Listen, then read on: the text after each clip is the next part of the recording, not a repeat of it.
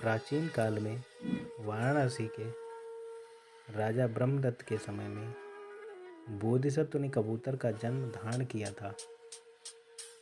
उन दिनों काशी निवासी पक्षियों के सुकीते और आश्रय के लिए स्थान स्थान पर टोकरियां बांधकर लटका दिया करते थे। बोधिसत्व के प्रधान श्रेष्ठी के पाचक या रसोईदार भी अपनी पाकशाला में एक टोकरी लटका रखी थी। बोधिसत्व उसी टोकरी में रहा करते थे। वे नित्य प्रातःकाल आहार के लिए इधर उधर चले जाते थे और संध्या समय लौटकर उसी टोकरी में सोया करते थे। एक दिन एक कौवा उस पाकशाला के ऊपर से उड़ता हुआ चला जा रहा था। जब वहाँ उसे कई प्रकार के मांसों आदि की गंध मिली तो वह कुछ पाने के लालच में पास ही बैठकर सोचने लगा कि कोई ऐसा उपाय होना चाहिए जिसमें मुझे भी इसका कुछ स्वाद मिले। जब संध्या समय उसने बोधिसत्व को उस पाकशाला में घुसते हुए देखा तब उसने सोचा कि इसी कबूतर की सहायता से काम निकालना चाहिए। दूसरे दिन प्रातःकाल वह फिर उसी पाकशाला के पास या पहुंचा और जब बोधिसत्व निकलकर बाहर जाने लगे तब वह भी उनके पीछे पीछे हो लिया।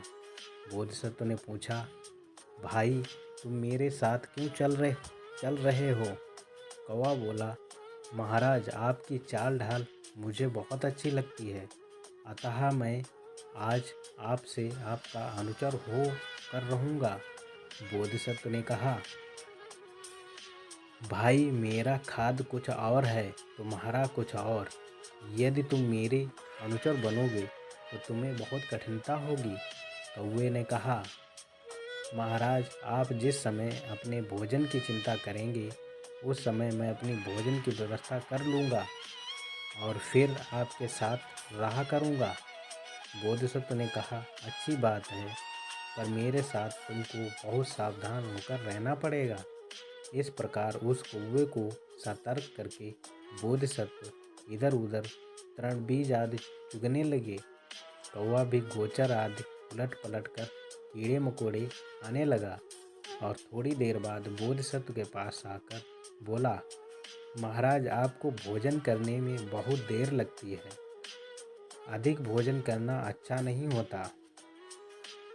संध्या समय पर जब बोधिसत्व अपने निवास स्थान की ओर जाने लगे तो कौवा भी उनके पीछे पीछे चला और उनके साथ पाकशाला में घुस गया। रसोईदार ने सोचा कि आज कबूतर के साथ एक और पक्षी आया है, इसलिए उसने उसके वास्ते भी एक डोरी लटका दी। तब से ये दोनों पक्षी एक साथ ही उस पाकशाला में रहने लगे। एक दिन श्रेष्ठी ने बहुत सा मांस और मछली मंगाई। रसोईदार ने उन सबको पाकशाला में इधर उधर टांग दिया।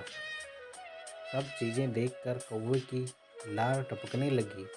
उसने सोचा कि कल मैं कबूतर के साथ चुगने ना जाऊंगा और दिन भर यहीं रहकर आनंद से पेट मांस और मछली खाऊंगा। इसके उपरांत वह रात भर पीड़ा का बहाना करके चिल्लाता रहा। प्रातःकाल होने पर बोधिसत्व ने उससे कहा, चलो भाई कहीं चर चुग आवें। कौवे ने कहा, आज आप अकेले ही जाएं, मेरे पेट में बहुत पीड़ा हो रही है।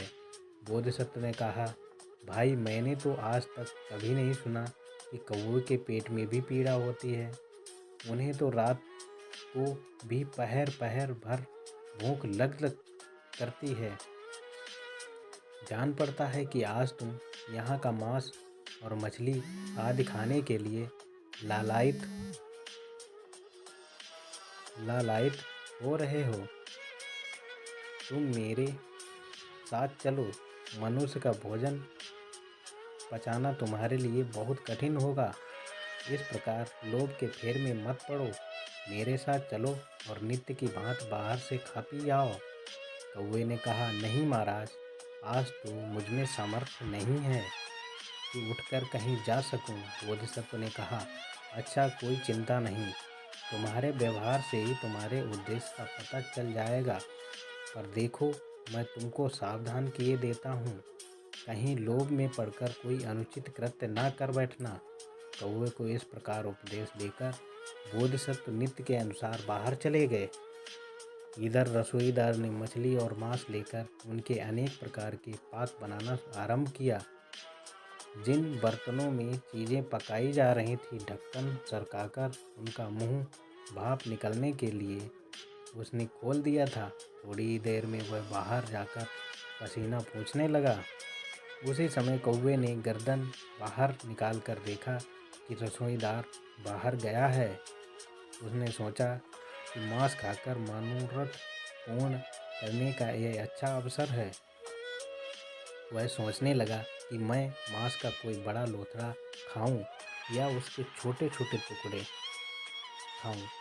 छोटे छोटे टुकड़े तो जल्दी पेट भरेगा नहीं, इसलिए बड़ा टुकड़ा लेकर इसी दौरी में आ बैठना चाहिए और यहाँ बैठकर भरपेट खाना चाहिए।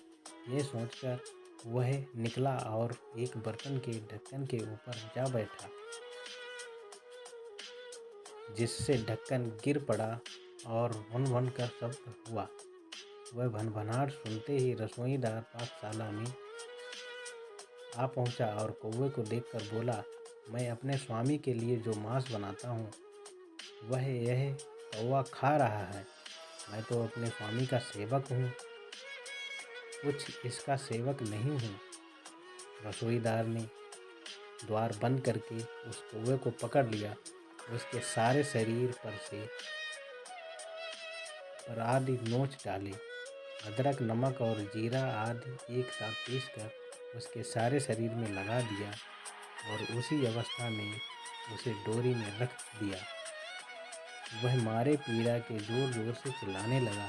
जब संध्या समय बोधिसत्व आए और उन्होंने उसकी वह दुर्व्यवस्था देखी तो समझ लिया कि यह लोभी कौवा मेरी बात न मानने के कारण ही इतना कष्ट पा रहा है। इस पर उन्होंने नीचे लिखे आशय की गाथा कही। जो स्वेच्छाचारी अपने हितैषी मित्र की बात नहीं मानता, उसके लिए विपत्ति भोगना अनिवार्य होता है और इसका प्रमाण यह कौवा है। यह गाथा कह चुकने के उपरांत बोधिसत्व ने कहा कि अब मैं भी इस स्थान पर नहीं रह सकता। इसके बाद वे वहाँ से कहीं और चले गए। कौवा उसी समय वहाँ पंचतत्व को प्राप्त हो गया।